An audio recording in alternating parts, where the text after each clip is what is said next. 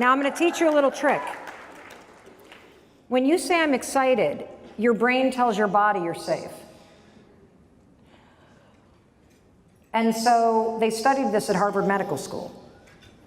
If you, in a moment like this, go 5, 4, 3, 2, 1 to interrupt the racing, oh my God, oh my God, oh my God, oh my God thoughts. And then you say, I'm so excited to be up here. I'm really excited, even though I'm like shaking. I'm really excited because my colleagues believe in me. I'm really excited and I'm really proud of myself. Something is going to happen in your body, so I want you to repeat that with me, okay? You ready? I'm really excited to be up here. I'm really excited to be up here. Let's do it a little louder. I'm really excited to be up here. I'm really proud of myself. I'm really proud of myself. I'm really excited that my colleagues love me so much. I'm really excited that my colleagues love me so much. And I'm really excited I'm pushing through my fears. I'm really excited I'm pushing through my fears. Do you feel your body settling a little? Even just a little? No. No? Not at all? I don't believe you. I think that you think if you say, I actually feel a little bit better, Mel, that I'm going to make you stay up here longer. Isn't it? See? I knew it! I knew it! How many of you feel for her and you know fear is holding you back too? Fear lowers when you move. I want to hear you say, I'm excited I'm up here, because I know deep down in your heart you are. I'm excited to be up here. Why are you proud of yourself for allowing yourself to come up here? Because I'm awesome. Yes! Yes! Yes, you are! You are! Yes, you are! Come on! Get up for her! Get out of your seats, damn it! I want you to take this in. Take this in.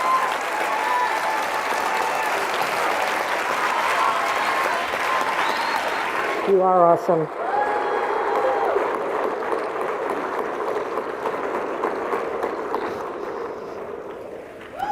What did you get out of this, other than hating Mel Robbins? I'm gonna get my boss. Okay. She deserves a promotion. I want a raise on Monday morning.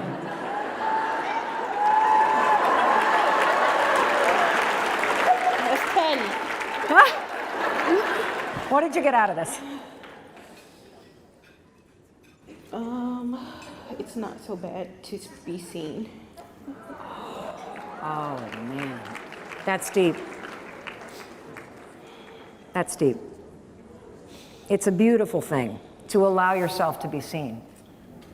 And too many of us, because of whatever's happened to you, whatever you've survived, because it scares the hell out of you, we won't even allow ourselves to be seen.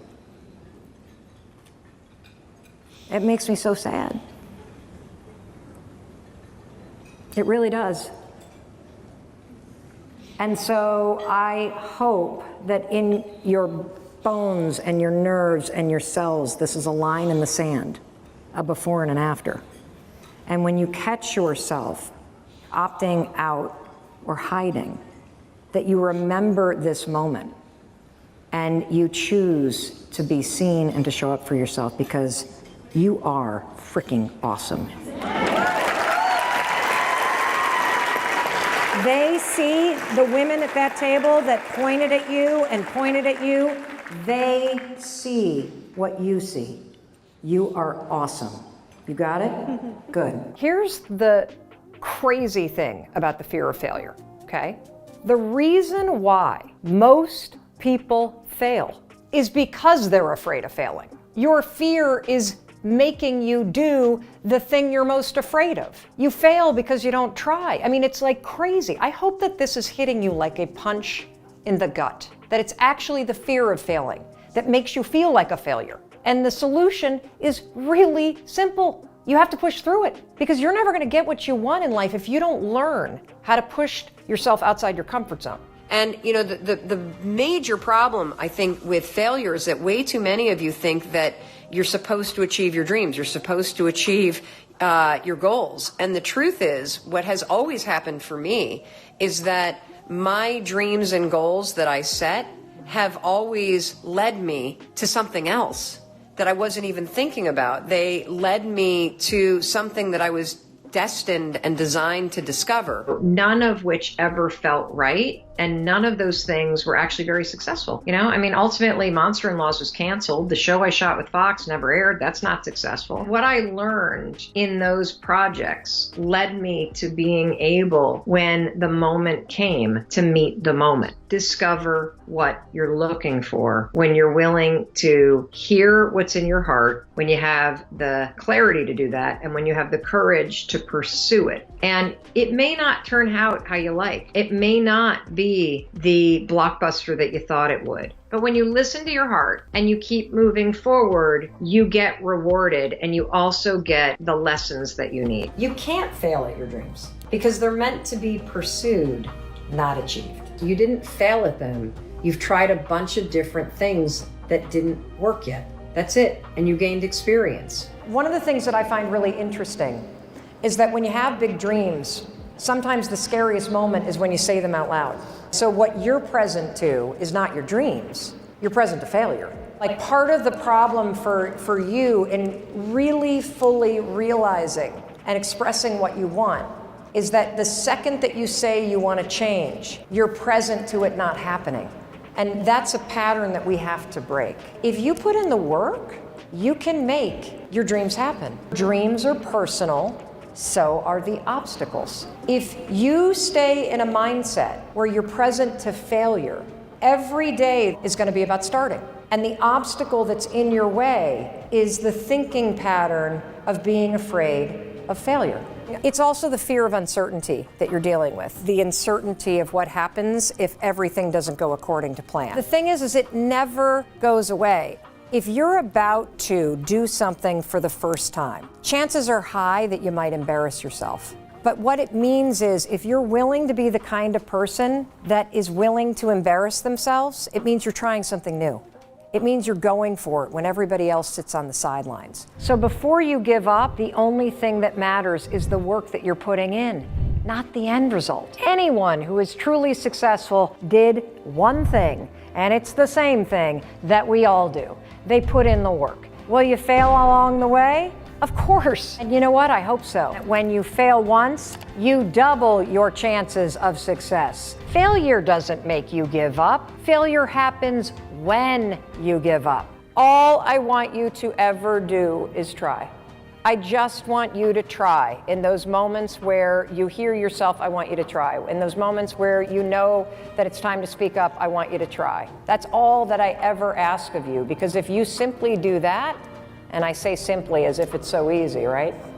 You will literally unlock the potential of your life. So the fear of disappointing people, we've talked about one place that it comes from, which is making sure not to create a scene and making people like you. That's one lane that most of us have, and I'm going to tell you a story in a minute about how you can manage this. The second lens, and I got to give credit to my business partner Mandy for this, is that so many of us have this perfectionism gene. And the reason why we're perfectionists is we're trying to insulate ourselves from criticism. That if you get it perfect, no one will give you feedback. If you get it right, nobody's going to criticize you. If you do it perfect, then no one will be able to attack you. And the problem with that, and that's just another side of the same coin, which is the fear of disappointing people. You're managing not disappointing people, not by lying and not by being codependent, but by actually trying to be a perfectionist so that nobody criticizes you. So let me tell you a story about the fear of disappointing people in my own life. Because this is the biggest trigger in my life. I mean, it goes back to being in 4th grade, right? It's there. And this is another thing, I literally have to remind myself of this, everybody, every single day. You cannot remove the things that trigger you.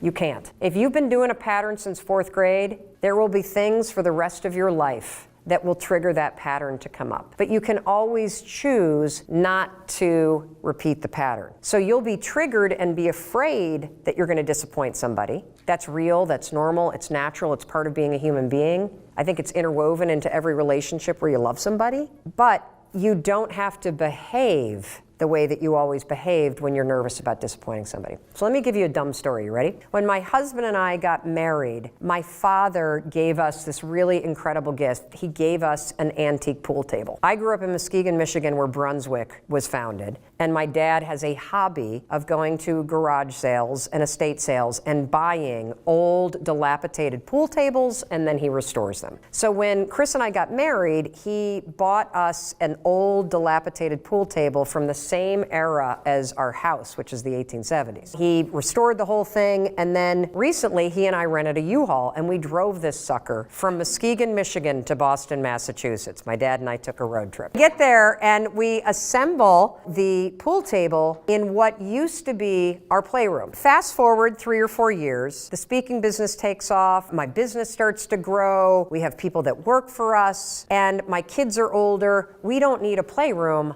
we need an office. The pool table is in the middle of this thing. For the first 2 years of having the office, we kept the pool table there. Why? Because I didn't want my dad to be disappointed, because I love him. Now, he visits our house twice a year for 2 or 3 days with my mom. And I kept this thing occupying a third of our office for 2 years. And then I realized I'm being ridiculous. I'm being absolutely ridiculous. Now here's the thing. Will he be disappointed if I take the pool table down? Absolutely. Definitely. There are always going to be things that you do, decisions that you have to make in your life, in your business, for your family, that will disappoint other people. It's unavoidable. But the fact that he's going to be disappointed should never be the reason that I don't do something that is aligned with my values.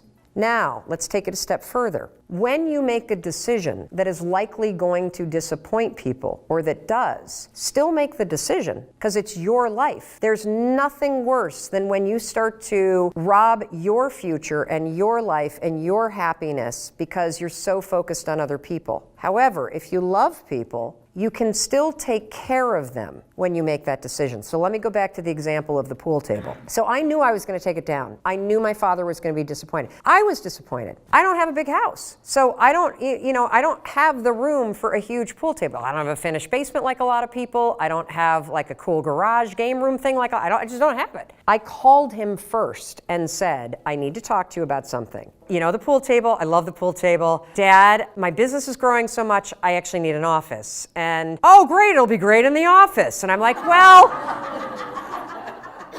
yeah, it would, except I have, 3 or 4 people showing up, and we got to put some desks in there for now. Even went down, well, you could put a piece of plywood, and they could work on the pool table, and then they could do the thing, and then the thing. And now my heart is racing because I don't want to disappoint my dad, and now he's fighting and I had to just say, for me, Dad, here's what's going to happen. I'm going to hire professional movers in the pool table business to disassemble this with love and care. We're going to store it beautifully. When I either get a full-time office off-site, or I build a barn, or I build a different house, this will have its own beautiful room dedicated to you. So we had this beautiful conversation. Now, was he disappointed? Absolutely. When they come to the house and visit, which they just did, and they walk into the office, do I feel a pang? You better believe I do. It doesn't matter. That's all normal. I still need to make the decisions that I need to make. And the difference, what's changed, is how I relate to that fear. So instead of what I would do in the past is I would make a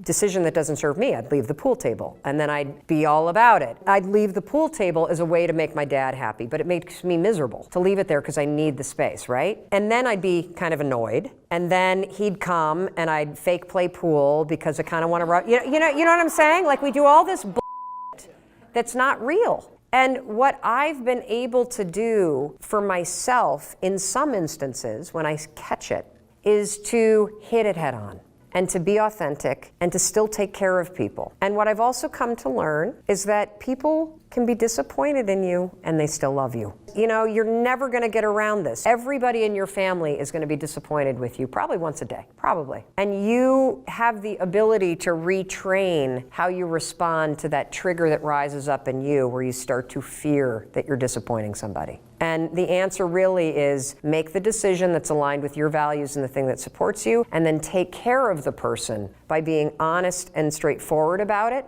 dealing with their disappointment head on, because that's really the adult thing to do, and that's what you do when you love somebody. The way we've all been handling it, myself included, is manipulation, lying, resentment, withholding, and that doesn't serve anybody. I'm going to share with you a story about how I figured it out, and then I'm going to give you some advice about how you can think about it, and then I want to say a few other things about the fear of disappointing people, because this is, I believe, the single biggest factor for most people that robs them of success. That you use what other people might say or think or be disappointed by as an excuse to not fully be yourself, to not fully go after what you want. And so first let me talk about triggers, because I believe that for most of us, the habit, and I use the word habit because habit just means that it's a pattern. We have a pattern where we fear disappointing people, and then that triggers us to operate in certain ways. That pattern began a very long time ago. And I think it's safe to say that for 99% of us, you can find where it began somewhere in your childhood. And it probably doesn't matter that you find the first, because you probably have 150 examples of being terrified that your dad was going to scream at you, or terrified that your mom was going to get cold and get that tone of voice, or terrified that somebody was going to be upset with you. Like, because the fear of disappointing people really has more to do about being in trouble with somebody, right? So for me, I know the moment because it was a really defining moment for me, but I didn't remember it until I was 27. What happened is I had a memory being in a group environment during a seminar. Somebody was sharing about being a sexual abuse survivor, and she was talking about her sister, and all of a sudden I had this memory triggered where I remembered being in the 4th grade, and I remember being on a ski trip with my family and a couple other families, and I remembered waking up in the middle of the night with an older kid on top of me. Now, it wasn't a terrifying sexual abuse story. It was more confusing to remember it. He did what he did, and then he got off of me, and I remember my brother was sleeping in the bed next to me in the bunk bed, and I remember thinking in that moment, oh my God, don't make a noise. I don't want this person to hurt Derek. So fast forward to the morning, all the kids leave to ski. I'm kind of like underneath the covers, and I get out, I go downstairs, and as I go down the stairs, I hear my mom talking in the kitchen. And I think, I gotta tell her, I gotta tell her, I gotta tell her, I gotta tell her. So I'm in 4th grade. I round the corner, my mother's there with another mom, and there's the kid. And my mom goes, how'd you sleep? And I said, fine. And what's interesting is what? A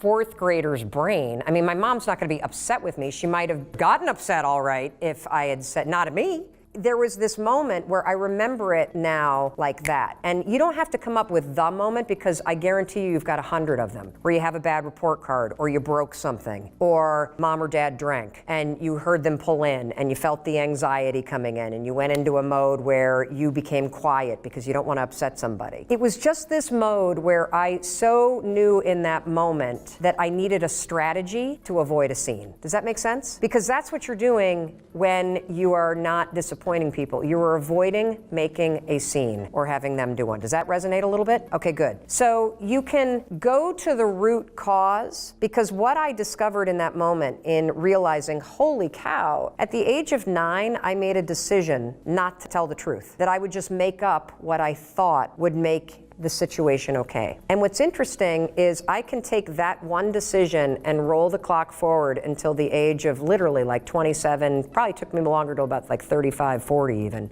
to stop lying. The fear of disappointment for me turned me into a liar, and I didn't even realize it, because I was so worried about creating a scene or upsetting people or having people judge me that I started lying as a strategy. I invented it as a 4th grader. It didn't work in my life. It made every relationship suck. It made me miserable, but that's what happened. So when you think about your pattern of being afraid of disappointing people, of managing not making a scene, you don't need to find the exact trigger when it began. If you find just one and you understand kind of how old were you and what did you feel and what were you trying to manage, and then for me, what I say to myself is, oh, well, I have a lot of empathy for myself now because I understand why I developed that strategy. And now that I saw that it was a strategy that worked, because lying really worked when I was little. Not so much when I was an adult. When I understand it was a strategy, I can now say, oh, well, that's a strategy that worked then. Now that I'm in this chapter of my life, I'm going to pick a different strategy. Does that help? Jenny is flying to LA to do 3 photo shoots, and she was just sharing that she was a little nervous. And why are you nervous about getting on a plane and flying to LA? I always get a little nervous before flying. I get a little bit afraid, like nervous leaving my kids and that everything's gonna get done and then I'll be okay on the plane.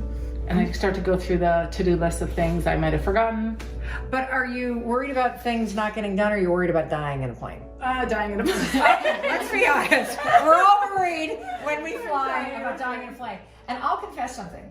Even though I fly all the time, like literally some years more than 120 flights a year. Oh my God. Whenever I get on a plane, I always think about whether or not the plane is going to go down. And I get very nervous when Chris and I fly together. Right. Because I think about what happens if something happens to Chris and I and, you know, our kids. Well, so here's one thing. I kind of get pragmatic and I go, well, I'm not going to be there, so I'm not going to have to deal with it. But that's not going to help you. So I want to give you a little trick, because this is what has really helped me get over the fear of flying over all these years. So here's the trick. Before you do your trip, I want you to come up with one vision of what's one thing you're excited to do the whole week that you're out in LA shooting for those 3 clients. What's the vision of the thing you're the most excited about? Describe it. Honestly, I mean, I'm excited about the shoots, but I'm more excited about having creative space for myself. Describe what that looks like. Describe the place you're going to be I'm in. going to be in a bungalow in Topanga by myself with this like cute little boho haven with my journal, my books, my computer, just dreaming up the dream. Fabulous. Okay, great. So now that you have a specific vision, you're going to start using it now, because I know that the fear of flying doesn't just happen when you're on the plane. It's already kicked in, isn't it? Right. Okay. So every time you feel yourself... 24 hours with my kids left. 24 hours with my children. I got to be the best mother ever, because if I die, I want these memories to be incredible.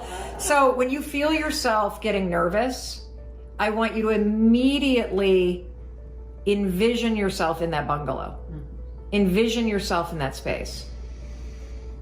Just taking a deep breath, right? And then you're going to say these words, and it's really important that you say these words. I'm so excited.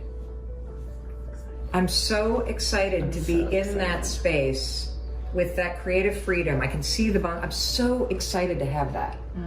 And what happens when you say I'm so excited is you take the nervous anxiety energy, and instead of fighting, resisting, and letting it take over, you actually kind of channel and steer it toward a different emotion, which is excitement. And in your body, there's no difference between a nervous feeling and an excited feeling. So it's a simple trick that has profound science behind it. They studied this at Harvard Medical School and Harvard Business School. It's incredible. It's called reframing performance anxiety. So if you say, I'm so excited, you have a specific vision, you trick your mind into thinking about the bungalow, and your body settles immediately. Wow. Cool. And so you might have to use it 37 times on the 5-hour flight to LA. You might use it 72 times between now and when you get on that plane. Yeah.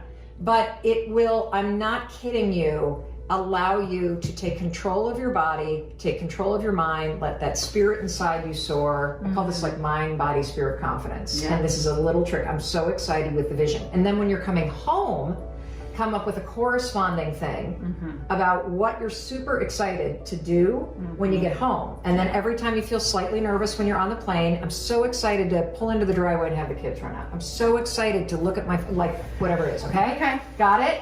How do you feel? Good. Excited. Oh, good. Let me know how that works for you too. Because we're all afraid of flying. Come on, we're all afraid to die. We're all afraid to go down in a plane. But you can, the fear is normal and real, but you have the power to use body, mind, spirit, confidence to steer the fear and nerves into excitement for what you're about to go do. Wow. I'm boarding a plane momentarily to fly home to Boston. It's like a 4.5-hour flight. Guarantee we're gonna hit some turbulence. I'm going to take you on this plane and walk you step by step how you can use some simple tools to beat your fear of flying once and for all.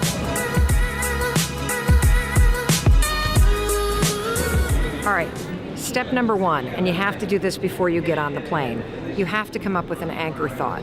Here's how you do it. I want you to think about where you're flying to. Now, ask yourself, what are you really excited to do once you get there? That thing that you're excited to do, that is your anchor thought. So in my case, I'm flying from Las Vegas from a speech home to Boston, Massachusetts. My anchor thought is going to be walking in the front door and seeing my dog Amigo and how excited I am going to feel when I finally get home from this business trip.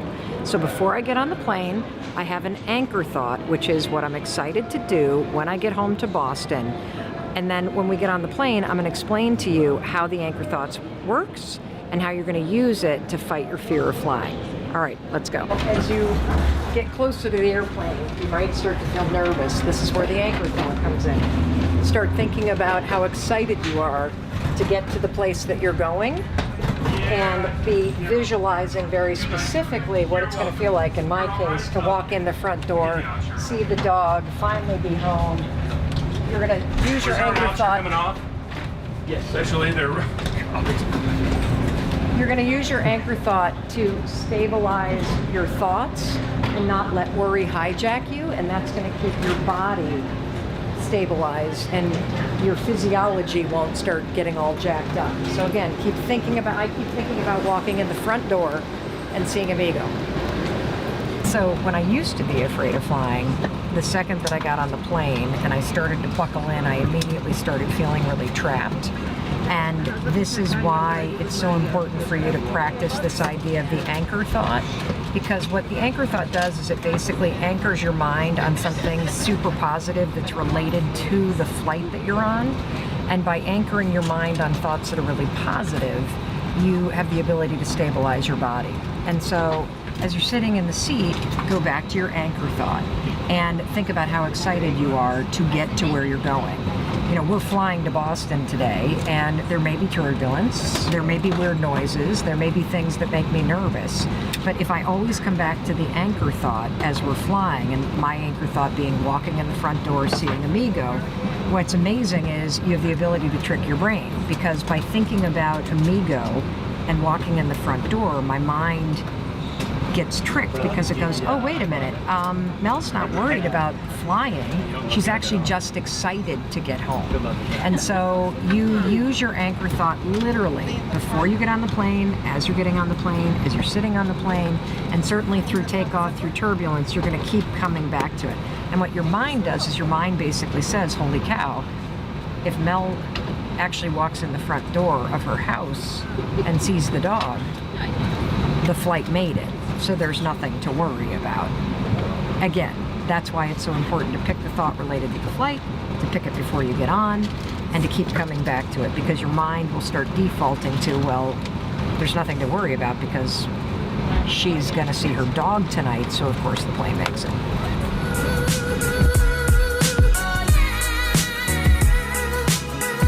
Number 2, you have to be on the alert for your mind hijacking you. Now, the pilot just came on the air and welcomed everyone on, and then said, you know, the faster we get on board, the faster we can make it to Long Beach. And the whole plane just went to Long Beach because, of course, we're going to Boston. Now, what's interesting is if you're somebody that's afraid of flying, you will look for every single reason to justify being nervous.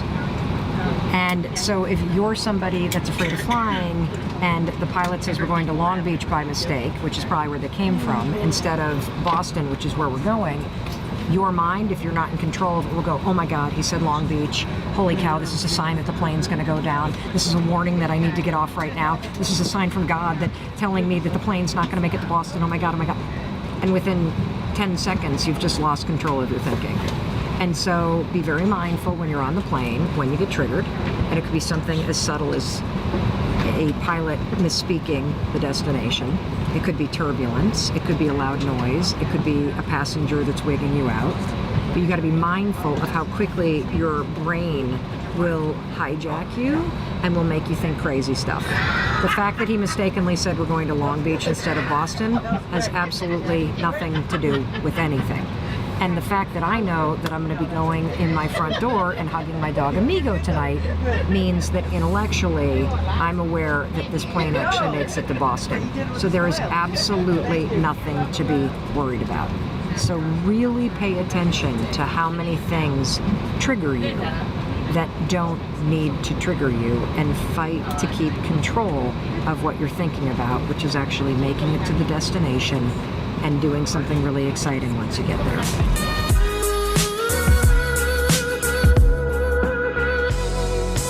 Number 3, remember everything is a good sign, not a bad one, a good sign, because it means you're one step closer to getting to where you're going and doing the thing that excites you. In my case, hugging my dog and finally being home. Whether it's the door closing on the airplane, you're not trapped in like some sort of death tube. You're actually going home and you're going to see somebody that you love. Or whether it's the gate pulling away. That's good news. It's not bad news. You're not trapped. You're actually one step closer to getting home and doing something that you're excited about. So remember, everything that happens is a really good sign because you're closer to doing the thing that excites you and getting where you're going. See you guys.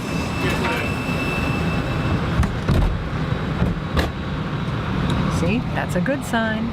We're one step closer. We can't get to Boston and hug my dog without the door closing. And we can't get to Boston and hug Amigo without us pulling away from the gate. Bye, Vegas. Hello, Boston and Amigo.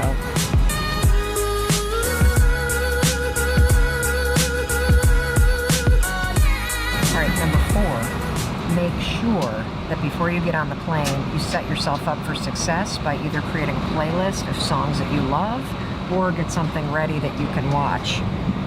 This is where I catch up on Stranger Things. And the reason why this is important is because if you're busy watching TV or listening to music that you love, the sounds are not going to freak you out. And so between tuning into something that you really love, whether it's a television show like Stranger Things or a playlist that you love to listen to, you're going to distract your mind, and you're also going to tune out the noises that might otherwise trigger you. And heck, I mean, why not listen to something that you love? After all, you're going to make it, and you're going to do something exciting that you, once you get there, so you might as well set yourself up to sit back and relax and actually enjoy yourself.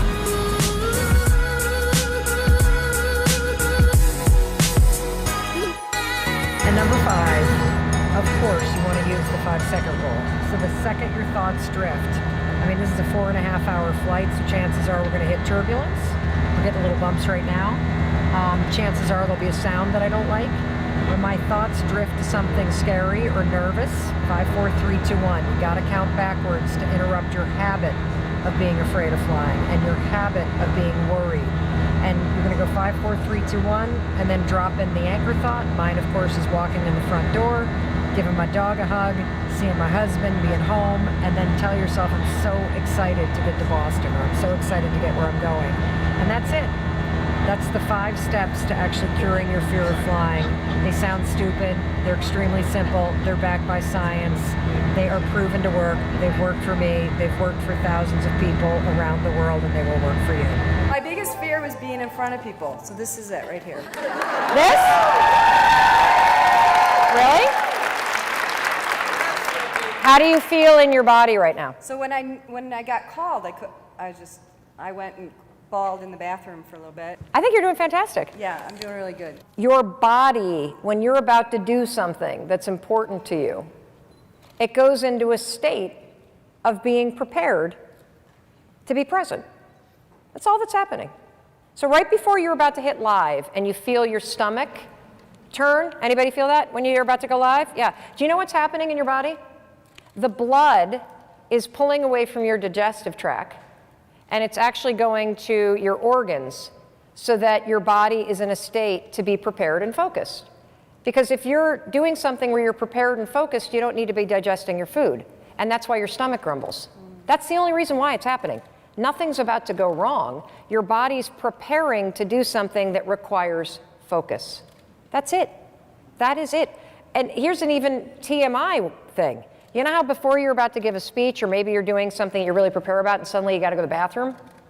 That is your body getting rid of extra waste so that if you had to run, you could. Seriously. That's what that's for. And it happens to me every freaking speech. 10 minutes before, I'm like, where's the bathroom? They're like, you can't go right now. I'm like, but I have to go. You can't go right now. Yeah, you're the same. And so it's never going to leave you. And it's a good thing because your body's trying to help you focus in the moment. That's all that's going on. It's our minds that screw it up. So what is the biggest obstacle that you're facing right now? Just this? This? People looking at me, yeah. All the eyes, it's overstimulating for my system. Okay, well, It's going stand into, up. like a panic attack. Yeah. Yeah, okay, so you're standing here, and I want you to just, okay, you're going to stand in front of me because I don't even want to be standing, and I want you to just kind of look into people's eyes.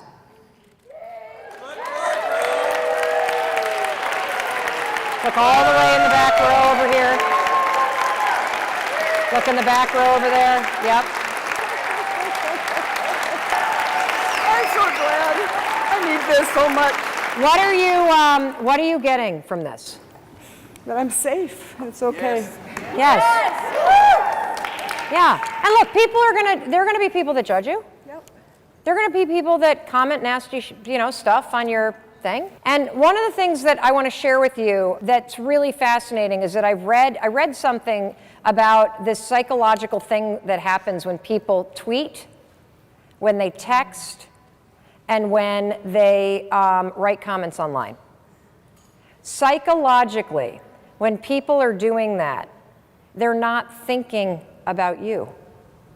Believe it or not, they're not thinking about you.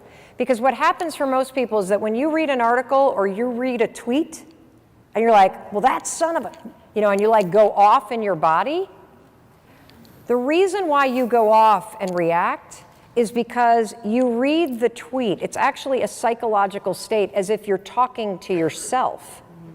And so if you don't agree with what the person is saying, you react to it in your own mind as if, Mel, have you gone crazy? You don't believe that. And then you sound off in a comment, not even thinking about the other person. You're literally debating yourself.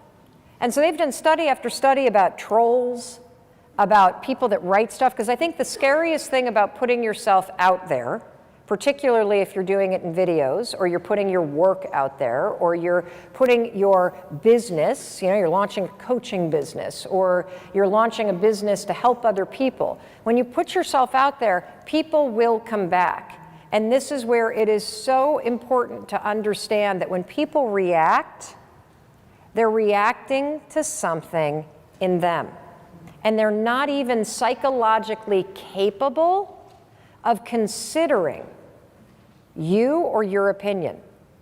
Because we think, well, how could somebody possibly think that? Because I don't think that.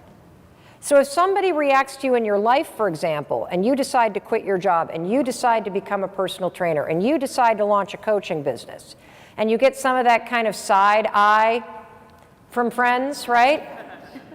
Part of what's getting confronted is they don't know how they could possibly do that.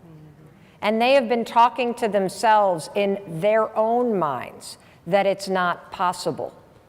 And so they're having a debate with themselves. Well, nobody makes money in network marketing. I mean, really? Watch me. So they say those things because they're talking to themselves. The irony about me is you guys think I'm talking to you. It's actually a pep talk out loud for myself at all times.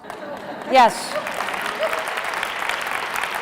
So understand that you can find people to support you. You will always find people to criticize you. Watch, though, how when somebody outside of you criticizes you, how that triggers the internal pattern. So what is the pattern that you have of thinking that gets triggered that disempowers you? That I won't have any words. You won't have any words. Let's go deeper than that. Is it something about being loved or being unworthy or not being good enough? What is underneath, I won't have the words? Yeah, they won't be the right words, and it won't be good enough, yeah. Okay. And so do you have an opinion that you're not good enough or not deserving of success? Or that you're not smart enough to make a difference? Yeah. What is the one? What is the thing that hooks you? That you say to yourself? That I'm stupid. Okay, there we go. That's a good one. Not a good one, but you know what I mean. That's a good one. Or I'm because, a piece of That's my biggest. Okay, I'm a piece of Now we're talking. Yeah, that's the big one. Yeah. Who told you that? I don't know who told me that. When did you start believing that? As a little girl, yeah. God, I've just been saying it for so long, I don't know. That's okay. She said, I've been saying it for so long, I don't know. Yeah. As you now know what you're looking for, you're going to start to connect the dots, okay? And so here's the thing. At some point, you started telling yourself, whatever, I'm a piece of as a strategy. You did it on purpose as a youngster, as a way to survive things that were happening. Because maybe when you said, well, I'm a piece of you actually got really quiet and you didn't get hit. Or maybe when you said that, you removed yourself from situations when you would have been abused or something. It worked because it protected you, as weird as it sounds. Yeah. Are you seeing something? Yeah. What are you seeing? Well, yeah, my dad he wanted me to be quiet, in the corner, being quiet, yeah. We couldn't make noise and Okay. cry. And if you raised your voice, you got in trouble. So do you guys see the link now between why she has a concern about finding her words? Oh, yeah, I didn't get that one. You see that now? Yeah. So every time that you are in a situation where you need to speak up, how many of you are relating to this, by the way?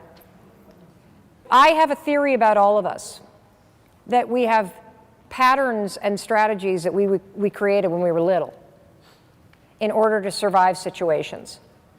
And what she internalized was don't speak up, and you're a piece of shit if you do. And believe me, that protected your ass. It worked, because you didn't speak up and you didn't get in trouble with your dad. Right, and I still got the love, so if I speak up now, I'm going to lose my dad's love. Do you see this? Yeah. So this is a pattern that got written when she was little. And it was written by someone else, and it worked. It worked. The problem is now that you're... It's not working now. It's not working now. It's not working now. Not working now. Can't And move see, forward. exactly. And so this is what's fascinating about all this. There are places in your life where you have patterns that you don't even recognize, that were strategies that you developed when you were a kid. And so in the areas where you're really frustrated, that pattern is probably not present or conscious, something that you're aware of. And so every single time, because you've been repeating this and repeating it and repeating it, every single time you're about to hit play, every single time you're going to stand on a stage, what's going to be right there is don't speak up. Freeze. Yes, freeze. And you're going to go 5, 4, 3, 2, 1. The only thing that actually overrides this pattern is to speak. And through speaking, you will see that you're not a piece of shit. You actually have something to say. Or you could make fun of it and say, well, I guess I'm just a piece of shit, something to say. That's going to be my thing. Yes. I'm a piece of shit, and I got something to say. That's right. And I also like the strategy of kind of making the fun of the stuff, even the heavy stuff, because it loses its grip on me. It works for me. It may not work for you, but it's something to try. Okay, you got it? Thank you. Cool. Great job. I want to start a YouTube channel making do-it-yourself videos and sharing my story and journey about living with anxiety and depression and how I have become the person I am today. I'm scared to start working toward getting my dream job. I'm scared of it becoming a reality, but I want it more than anything. Why am I so afraid to start this YouTube channel? I love this question. How many of you have been thinking about doing more with social media? Give me a thumbs up. How many of you have been thinking about starting a YouTube channel or putting up more videos on YouTube? Give me a thumbs up. Lots of thumbs up. Lots of thumbs up. Guess what? Me too. This year, 2020, for me, I am going to completely level up, 10x, whatever hell word you want to use, my video strategy and our social media strategy. And so I'm right there with you. And guess what? When I think about what does it mean to 10x what we're already doing, I get scared shitless. I've been thinking about this for 9 months. I don't know how to do it. I know how to do what I'm doing now. How do you start something that you've never done? You start. That's how you do it. You start. You declare what you want, and then you start. And so I want to take Morgan's question, because Morgan has the most amazing question, because here's the thing. Why you're scared to do it is different from what you can do about it. Let me say that again. Why you're scared to do it is different than what you can do about it. So I'm going to answer this question two ways. The first way is I'm going to address why you're scared, because I guarantee you the reason why is something you haven't thought about. The second thing I'm going to do is I'm going to tell you what you can do about it, because you can be afraid and you can do it anyway. You can be afraid and you can use the 5-second rule, 5, 4, 3, 2, 1, and push yourself forward. But let's talk about why you're afraid to start. Number one, you probably believe you don't deserve to be successful, or that you don't deserve to have a channel on YouTube. Who's going to listen to me? Why should I be doing something like this? Who am I to put out my story? What do I have to say? All of those self-doubt questions that become obstacles to you moving forward, to you starting, that all tells me you don't think you deserve it. That's a huge thing that blocks people just like you. The second thing is, you are so fucking concerned about what your parents or your friends are going to think. I think this is the single biggest obstacle for anybody who wants to do more on social media. You start to question, if you're not posting about your personal life, and you're not posting about your family, and you're not posting about your vacation, and you start to put out content that's different, content that's about the things you care about, content that's about your personal journey, content where you're giving people advice, content where you are stepping out of your comfort zone. The reason why you're scared to start is you're already thinking about what your stupid friends are going to think about it. It is such a shame that your dreams are on hold and being minimized because you care too much about your fucking friends and your family and what they're going to think about it. I want to change that. The other reason why, and I hear this all the time, I know I want to be successful, but I think I'm afraid of the success. This is the number one reason why you're not starting. It's not fear of success. It's not fear of failure. You're simply afraid of change. That's it. You're afraid of things that are out of your control. You're afraid of the unknown. That's all that it is. You have no idea what's going to happen if you start, and that scares the shit out of you. You have no idea whether or not people are going to like your videos, and that scares the shit out of you. You have no idea what your friends are going to say or do when you start doing this. You have no idea what your family's going to say. That scares the shit out of you. And when you really boil it down, and when you really start to get present to that fear, all you do is sit and think about when you're going to start it. That's why you're stuck. That's why I'm doing this program. Because why you're scared is different than what you can do about it. So what can you do about it? Well, first of all, you better get your ass in this program, melrobbins.com/bestdecade, because I've got you covered. We have an entire 4 weeks of programming that is free, where every day we're going to either give you a video or a live stream or a blog post or a post on social media, or we're going to give you a link to something that we've written that contains more resources. You're going to have an assignment that you can do in the workbook that goes with this, and it's going to inch you forward. You're going to learn how to dream bigger, and you're going to learn the fears that are holding you back and how to beat them.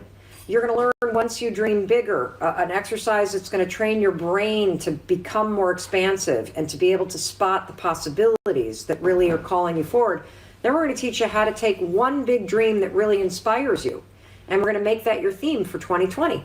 And then we're going to teach you how you can start to move forward toward your dream without changing anything in your life. And then the coolest part, in my personal opinion, you're going to be part of a private Facebook community full of people that are doing the exact same thing. It's unbelievable. You're going to log onto this Facebook group every day, and you know what you're going to see? Videos from other people in the program who are doing super cool stuff. And you know what that's going to do? That's going to inspire you. That's going to encourage you. That's going to give you the momentum and the courage that you need to do what Morgan's struggling with. Start. Because Morgan, when you get in you get into best decade ever, and you start to see Julie over in Switzerland, and Al in India, and other people in Ukraine, and people in the United States, all uploading videos, going, guess what? I went and had a meeting today with a friend of a friend who owns a bakery, and I learned all this kind of stuff, and now I know one step I can take. Or you say, have somebody go, I just put up my first video on my YouTube channel. I've started. You're going to then watch their video and go, oh my God, I need to start. I need to do the same. Hey, Chris, hold on. Chris, could you get him out of that cage, please, hon? Thank you. Sure. This live stream is being interrupted by our crated puppy, which is why I am asking my husband to uncrate him. Anyway, why don't I take some questions? We're getting a lot of questions about whether or not this is free. Of course this is free. When you go to the landing page, you are not going to see a place for a credit card. This is not a free trial. This is not a bait and switch. This is not, once you get in and I get you in the Facebook group, now I'm going to sell you a coaching program. I don't have one. You got to come to my event. I do an event every day of the week called the Mel Robbins Show. It is free. You can watch it on television or YouTube. I'm not doing an event. There is literally no strings attached. And I know we're all cynical, and I know we're all sold to, and I know that social media feels like a giant scam at some point, but this is for real, out of service to you.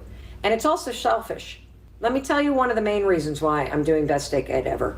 I want to have the best fucking decade ever. I want to go after my biggest dreams. I want to be empowered and inspired and even more deliberate in 2020 than I was in 2019. I want to expand my thinking. I know that I'm holding myself back. And in order to get to the next level, you can't just keep doing what you've been doing. And so I'm excited for this program because I need it. That's right, Mel Robbins, I need it. I want to create the best decade. I want my biggest dreams to come true. I know that I'm limiting myself in terms of how I dream. So I'm doing this program for you and for me. And I'm not going to charge myself for it. So I'm certainly not going to charge you for it. And I also need you. I need you because when I see you going after the things that you care about, whether it's pursuing your dream of having a food tour business, or writing that book, or Morgan starting that YouTube channel, it inspires me to dream bigger. It inspires me to get started. And so that's why I'm doing this program. And that's why it's free, because I know it's going to make a difference in your life, and that's worth more than any money you can ever pay me. And I also know that you may be struggling. And if you're struggling financially, I believe that you deserve to have somebody helping you. And I would be honored to be the person doing that by offering this program for free. I'm very lucky. I'm very fortunate. I work my fucking ass off, and I'm extremely successful. And so I can afford to do this. And that's why I'm doing it, because I get something out of it, and it makes me feel empowered knowing I am helping people around the world to dream bigger and to learn something about themselves and to inspire themselves and other people as we go through this experience. What I want you to do, if you're feeling a level of fear right now, is I want you to use a concept that I learned from my friend, Carrie Lorenz, who is the first female F-14 Tomcat fighter pilot in the history of the United States in the armed forces. She is a freaking badass. And she has this thing that she's taught me called span of control. Do you know that the majority of airplane crashes are due to human error, not mechanical error? And in order to train pilots, this is something I learned from her, there is a concept called span of control which means when you get into a situation as a pilot that makes you afraid, you immediately narrow your span of control down to 3 things.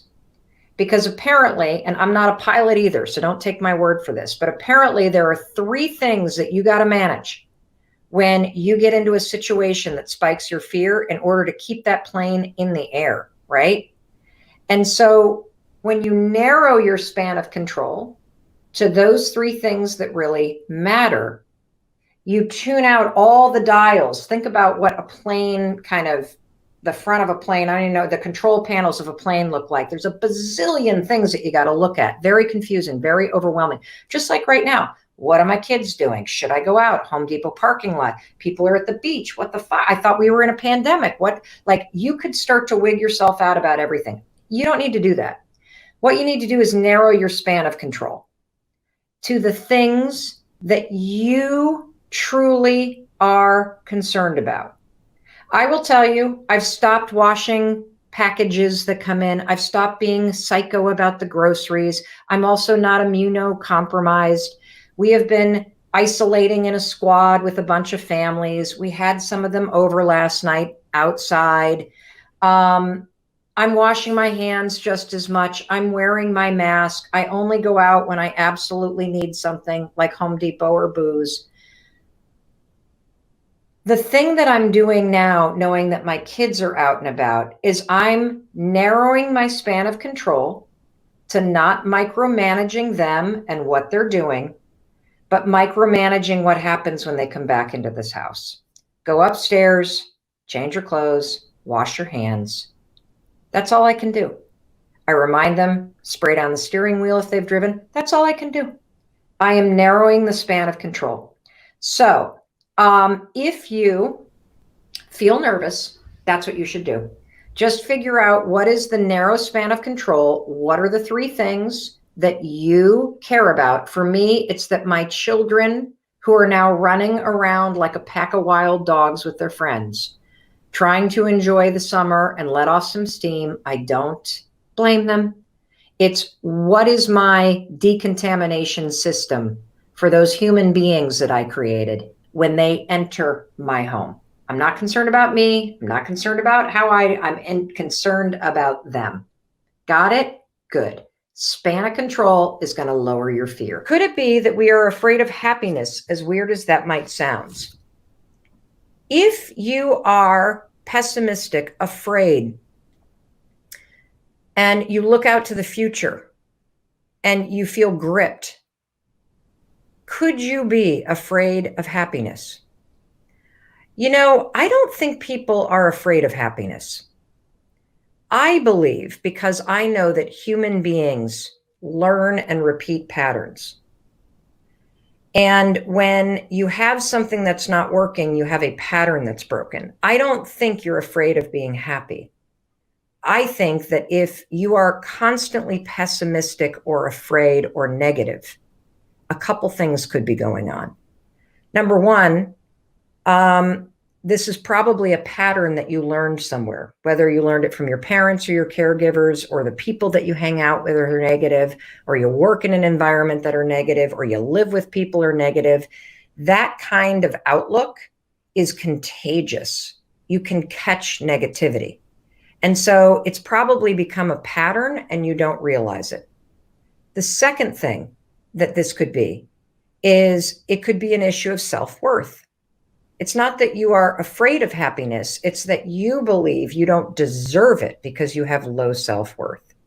Or the third thing is that sadness, pessimism, negativity could become your identity, that you get a lot of mileage out of being sad and negative. You get attention from it.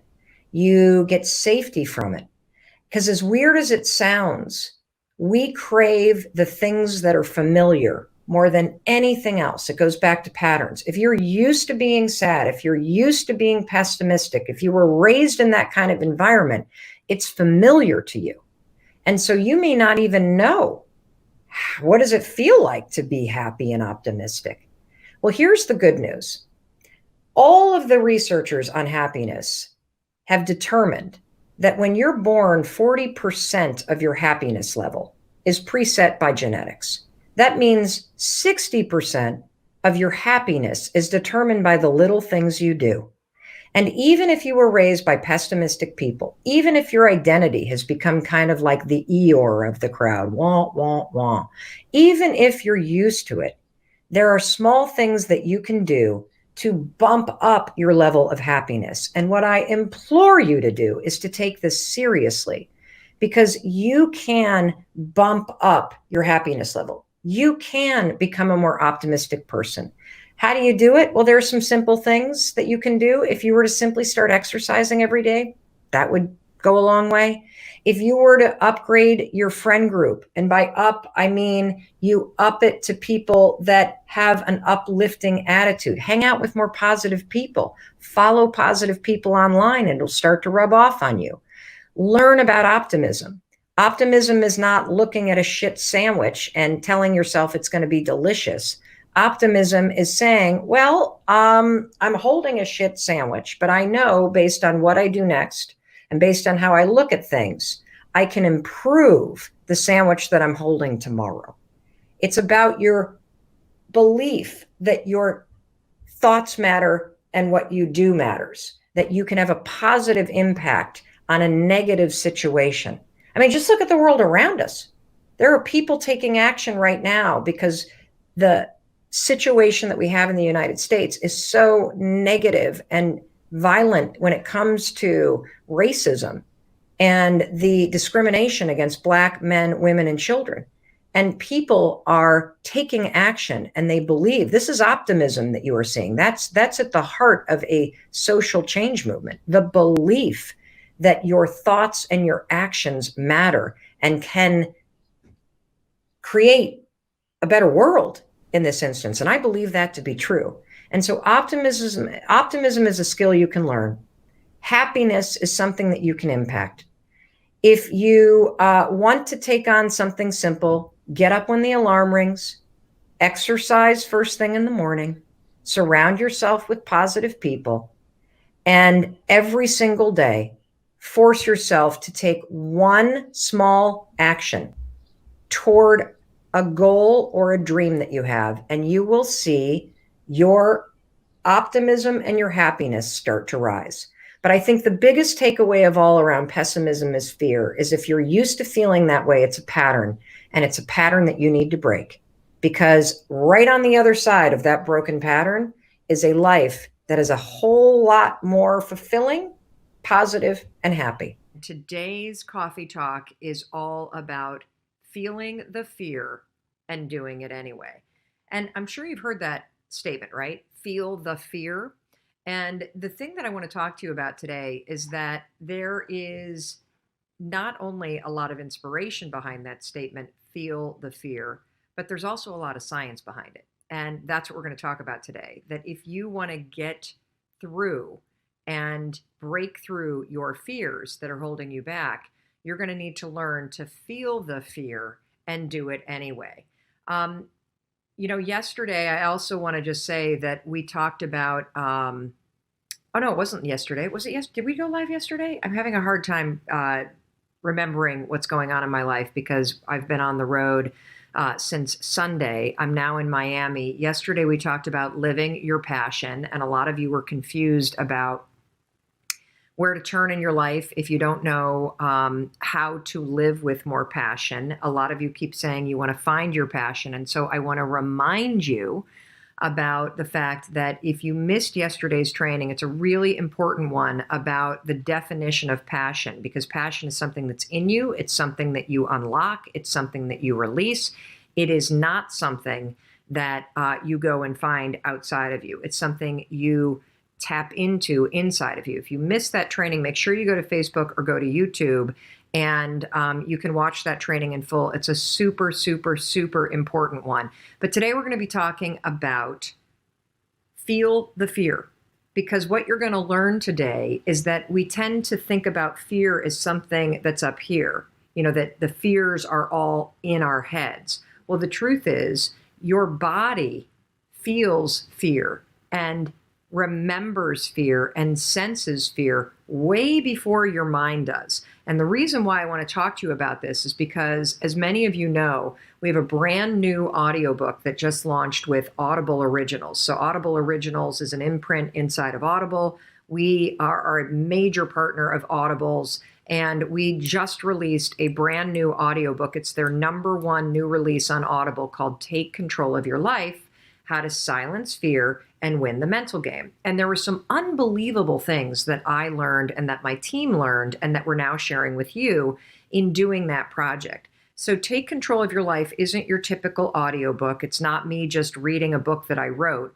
What Take Control of Your Life is Take Control of Your Life is a live coaching and takeaway program that's 10 hours long. And so there are 6 people that you meet when you listen to Take Control of Your Life. And they have fears, just like you have fears that are holding them back, just like you have fears that hold you back, fears that impact your life in a negative way. And we go session by session for 6 sessions. You listen to the coaching session, you hear about somebody else's fear, you hear me coaching this person live. And then I spend like 45 minutes unpacking the entire coaching session for you. And on top of it, you guys, there's a 55-page workbook that our team designed that goes along as a companion to this audiobook. And you don't even need to buy the audiobook to get the workbook or to get the takeaways, because I'm giving you the takeaways for free here on our live stream. So if you want the audiobook, just go to melrobbins.com/take control and you can download the audiobook. And what I'm going to talk to you about today is I'm going to talk to you about the session that we did with Heather in Take Control of Your Life. And it's a really incredible session because Heather is held back at work, because what happens is when she has to have a really difficult conversation, when there's something that she wants to talk to her boss about, when there's a conflict with one of her colleagues. You ever have a conflict with your colleagues at work? Ever feel like you work in a toxic work environment? Well, this is something that you need to understand. Sometimes the toxicity in your work environment is about the other people. And sometimes the toxicity in your work environment or in your life environment or your friend environment is about stored memories in your body from your childhood. I know it's crazy stuff, because the saying, feel the fear and do it anyway, it's true, because your body feels situations that set you, that put you in a state of being afraid before your mind catches up and starts thinking about what you're afraid of. And so one of the key takeaways from Take Control, and one of the things that I want to teach you today, is that if you start to tune into your body and you start to notice the signals that your body is sending to you in your day-to-day life, signals like butterflies in your stomach, signals like feeling a rush of energy up to your neck, signals like your armpits sweating, signals like your hands getting sweaty, signals that your body is stepping and noticing a situation that reminds it of your past. Learning how to read those signals that, oh my God, here goes my body. My body is starting to recognize that this is a situation that puts me on edge. Recognizing those signals first and slowing the body response down before your brain starts to go, oh my God, oh my God, oh my God, oh my God. That is a critical skill in taking control of your life. Hey, it's Mel. Thank you so much for being here. If you enjoyed that video, by God, please subscribe, because I don't want you to miss a thing. Thank you so much for being here. We've got so much amazing stuff coming. Thank you so much for sending this stuff to your friends and your family. I love you. We create these videos for you, so make sure you subscribe. Mwah.